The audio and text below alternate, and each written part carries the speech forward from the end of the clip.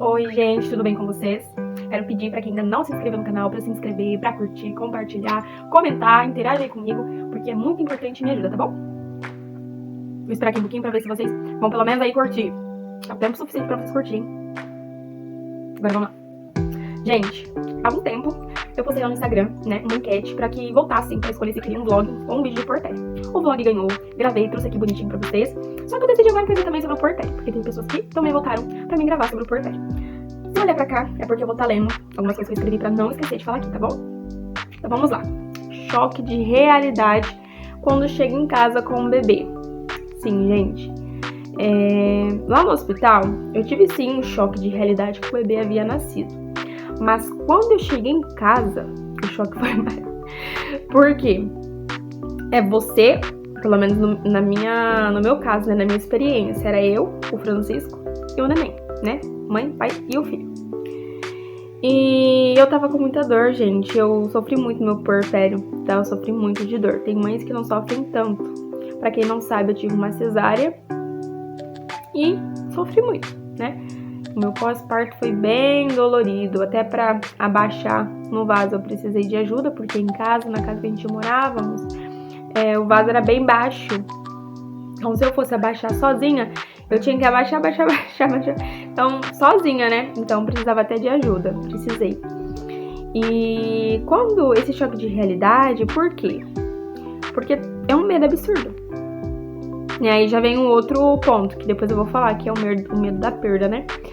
Mas assim, misturou esse choque de realidade, que eu estava ali, naquela casa, com o bebê, com o Francisco, e que a responsabilidade era total nossa, os cuidados com aquele bebê, né? Se algo de errado acontecesse, nós seríamos responsáveis, digamos assim, né? Os cuidados eram nossos, eram nós ali e Deus e o bebê. E um detalhe, gente, nós queremos assim, tá bom? Nós optamos por não receber visitas nos primeiros dias, tá? Por quê? O principal motivo foi que o Daniel, assim como... Daniel não, né? Todo o RN, na minha opinião, não deveria receber visitas. Pensando assim no bem-estar do bebê, tá? Estou aqui englobando o fato de uma mãe precisar de apoio. Até porque cada família tem a sua realidade, nós temos que escolher conforme a nossa realidade, conforme nós queremos, né? Escolhas conscientes. Nós sabíamos que talvez precisaríamos de ajuda, ficaríamos cansados. Só que nós também sabíamos que receber visitas poderia colocar a saúde do Daniel em risco. Porque assim, né, eu acredito que a maioria das pessoas saibam que um RN, um bebezinho recém-nascido, ele não tem imunidade, né? Se tiver, pouquíssima. Então, uma gripe em um adulto, em um bebezinho, pode virar uma pneumonia, virar uma bronquiolite. Então, eu não quis, né? Principalmente eu, tô dizendo que é todo o caso, né? Mas eu fiquei muito mais preocupada que o Francisco. Não que ele não tenha ficado, né? Não se importou com a saúde do Daniel, mas eu acredito que o meu medo era maior. Foi um dos motivos, a questão da saúde do Daniel, né? Por ele ser um recém-nascido e não ter imunidade. E também pela questão da falta de autonomia. Por quê? Tem algumas pessoas, não estou dizendo que se nós tivéssemos tido rede de apoio, que seríamos tirada a autonomia, não estou dizendo isso. Mas infelizmente podia acontecer. E nós não quisemos, né, correr esse risco de perder a nossa autonomia como pais. Porque infelizmente tem pessoas que, principalmente com os pais, querem ficar tirando a autonomia. Vê que o pai ali tá errando e ao invés de deixar errar, porque faz parte errar, né? Faz parte. Nós somos pais de primeira viagem, então tudo bem errar, a gente pode errar, né? Na primeira, por exemplo, um pai não vai saber trocar uma fralda, né? De primeira viagem assim. É normal que ele erre, até eu. Se for ver, errei, não me lembro, mas é normal errar. E tem pessoas que ao verem que o pai tá errando, que a mãe tá errando, quer ficar tirando a autonomia. Ah, não, deixa que eu faço. Ah, não, não, tá fazendo errado, sabe? Fica apontando os erros e às vezes causa ali um desconforto e aí, se for ver, até atrapalha a relação do pai com a criança, né? Então nós optamos por não ter rede de apoio, né, nos primeiros dias assim. Não é que não optamos ter rede de apoio, nós optamos por não receber visitas nos primeiros dias. Eu lembro que na primeira semana, acredito que a única pessoa que foi em casa foi a minha avó, né? Mas ela ia ali para me ajudar nos cuidados com a casa, não era nem com o Daniel. Ela ia ali pra, tipo, levar uma comidinha ou fazer uma comidinha pra mim, né? Porque o problema não é que eu não queria cuidar do Daniel, é que eu não conseguia cuidar do Daniel e ficar conciliando com as coisas de casa, porque eu até hoje amamento em livre demanda. Então consome muito do nosso tempo, né? O bebê, ainda mais um recém-nascido, ele fica mamando bastante. Então não tinha tempo pra ficar fazendo outras coisas, pra ficar cuidando da casa. E infelizmente, gente, tem pessoas que vão na nossa casa e veem que tá bagunçada e ao invés de ali ajudar nos cuidados da casa, ainda sai falando. É triste isso. É bem triste. Uma mãe assim que, vamos dizer, recém-operada, né? Recém-parida, é bem doída, assim, ficar lidando com essas críticas, né? Num momento tão delicado, que nem esse. O medo da perca, gente. Eu tinha um medo absurdo de acontecer alguma coisa com o Daniel. Não que eu não tenha medo, eu tenho medo. Só que antes era absurdo, gente. Eu tinha muito medo. Eu não conseguia dormir direito. Ficava pensando coisas ruins. E era um medo, assim, que me dava uma ansiedade, não sei, uma inquietação. Eu acredito, assim, que muitas mães passam por isso. Aquele medo absurdo que toma conta da gente. E é complicado lidar com isso também, muito complicado, porque a gente não queria estar sentindo aquilo, mas a gente sente. Outra coisa, né, que eu passei assim no meu puerpério, que foi o estresse, o sono, a privação de sono, né, gente do céu. O Daniel até hoje, ele não dorme a noite inteira. E tudo bem, gente, cada bebê é de um jeito, tem coisa que não adianta, não muda, e é assim, né? Eu, quando o Daniel era mais novinho, eu tentei uma rotina noturna, fiquei aí por um tempo fazendo, mas depois desisti. Desisti porque eu ficava aflita também, me estressava muito tentando fazer isso. E às vezes dava certo, às vezes não dava, às vezes quando tava dando, aí vinha uma vacina e desregulava tudo. Então, deixei isso, sabe? O Daniel é uma criança assim, que normalmente antes das 11 ele tá dormindo, mas ele varia, às vezes ele dorme umas 9 e pouco, às vezes umas 10 e pouco, já aconteceu de ser mais tarde, só que normalmente entre umas 9 e pouco, 10 e pouco, 10 horas ele tá dormindo. Mas eu sofri muito com privação de sono, muito. Teve até uma ocasião bem engraçada, que eu e o Francisco, nós estávamos dormindo, eu acordei, acho que no sonho, uma criança chorava, acho que foi, não lembro se foi isso, mas eu acordei e acho que eu tava delirando, gente, eu nem sei direito, eu sei que eu peguei e falei assim pro Francisco, cadê o Daniel? E não sei o que. Aí, nisso, o Daniel ainda dormia no berço. Aí o Francisco, só que eu não falei pra ele olhar no berço, falei, cadê o Daniel, que não sei o que não tava na cama, né? E aí o Francisco olhando assim, não viu, aí falou, não tá aqui não, eu falei, meu Deus, eu tô caindo no chão. Estão caindo no chão, não sei o que lá. Aí o Francisco olhou pro chão e eu já desesperada, já com aquele sono me controlando, eu nem sabia o que tá acontecendo, nem ele. Eu tô caindo no chão. Aí ele olhou, não tava no chão, aí ele foi, olhou no berço, tava no berço. Gente, o Daniel nem dormiu no colchão. E o primeiro lugar que a gente procurando ali foi no colchão. Depois eu falei, tô caindo no chão, nem no chão não tava era no berço, gente. De tanto que o sono tava controlando, assim, sabe? Delirando, não sei o que era aquilo. Mas eu lembro que eu sentava assim na beira da cama pra dar mamar pro Daniel, caindo de sono, morrendo de dor nas costas, né? Porque eu não tinha uma poltrona, não tinha uma cadeira assim decente pra amamentar. A nossa cama era madeira, ela era meia penca também. Então era bem complicado. Se eu encostava ali, minhas costas doíam. Se eu ficava assim, cacunda, amamentando, doía. Juntava a dor do peito, a dor da cesárea, a dor na coluna e o sono, gente, eu surtava. Eu surtei demais no início, não sabia lidar. Hoje eu lido melhor. Mas infelizmente no início eu surtava demais. Era um sono assim, ó. Parecia que eu ia morrer. Gente, de verdade. Gente, meu celular tem pouco espaço, parou de gravar.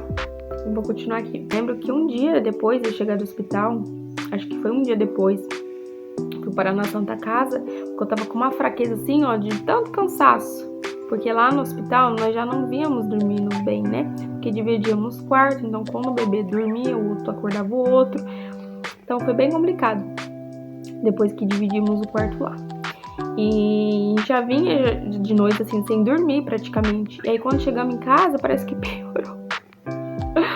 Aí no segundo dia, eu fui parar no hospital. Parecia que eu ia me desligar. Mas foi bem complicado. Uma dica, assim, que eu dou, gente: orem, enchem a mente de vocês de coisas boas, porque pra maioria das mulheres é uma fase, assim, cansativa, de exaustão, uma exaustão, assim, imensa. E se a gente ficar presa nessa realidade de cansaço, a gente surta mesmo, tá?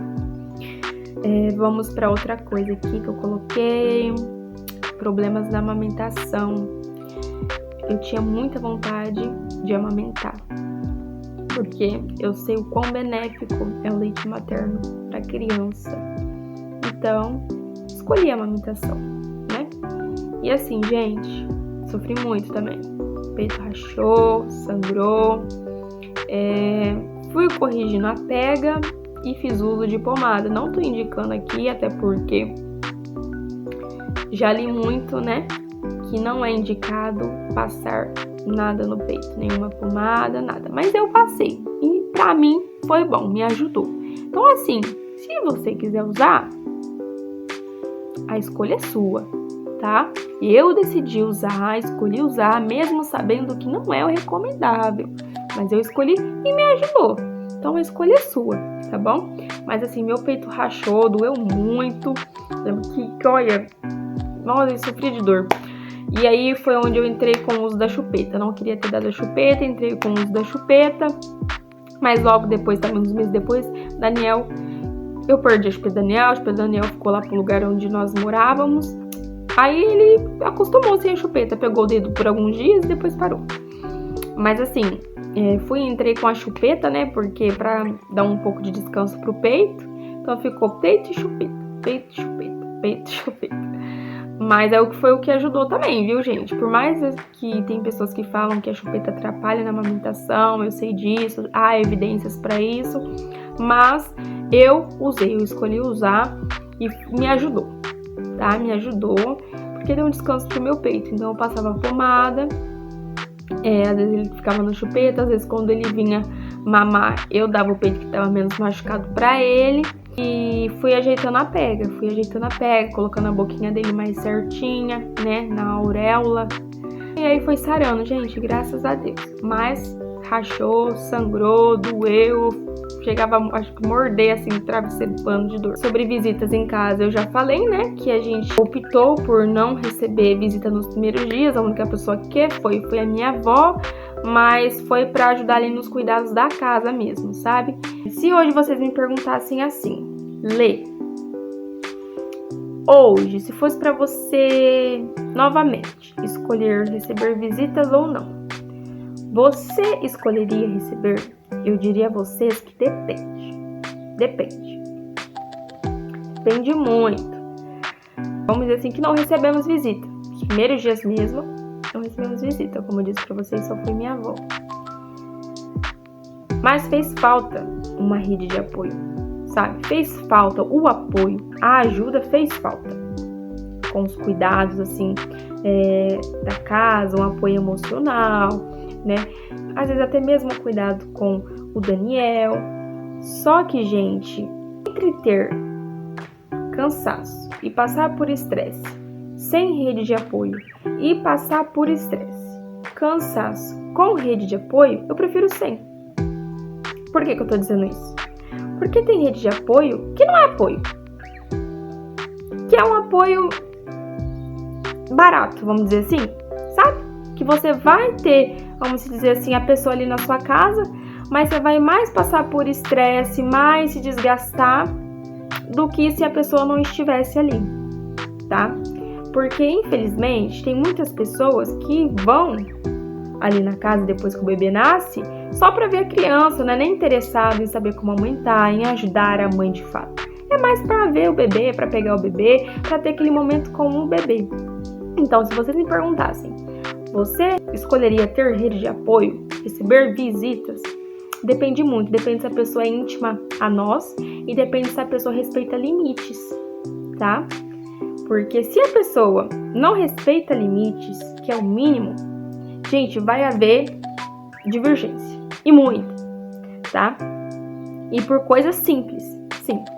Até hoje, quando eu peço assim pra alguém lavar a mão, ou pra não relar no Daniel porque eu tô vendo que a mão tá muito suja, tem gente que não gosta, que engole seco. Parece que, não sei, o que passa na cabeça da pessoa, parece que a pessoa vê aquilo na maldade, sabe? Tipo assim, tá me falando isso na maldade, só que não, gente, não é na maldade isso, sabe?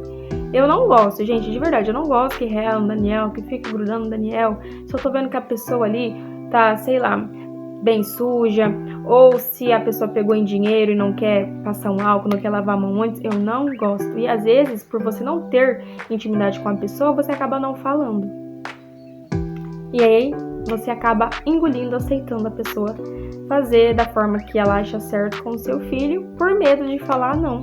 Por medo de falar não gosta, assim, por favor, tem como passar um álcool na mão antes?